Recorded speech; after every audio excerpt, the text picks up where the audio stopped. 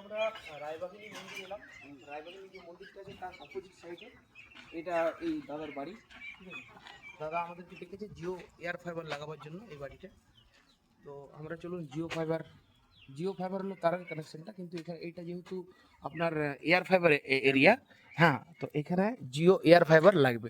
দাদার এই বিল্ডিং, ঠিক আছে, এই বিল্ডিং, এই হচ্ছে আমাদের আলী ভাই, আর এইটা হচ্ছে আমাদের আরেকটা ভাই ভোলা। তো আলী আর ভোলা আমাদের টিম হচ্ছে এটা।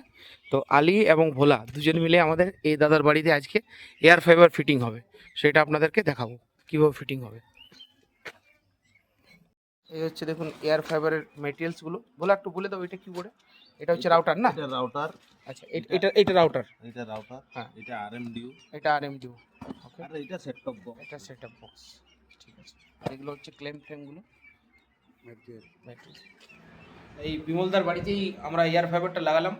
তো বিমলদা এয়ার ফাইবার লাগিয়ে নিয়ে কেমন খুশি আছেন বলুন? হ্যাঁ, আমি অত্যন্ত খুশি, একদম মানে খুব সুন্দর ফ্যাসিলিটি সব কিছুই।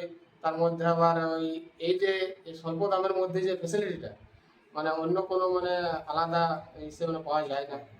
এটা আমি খুব মানে স্যাটিসফাইড একদম।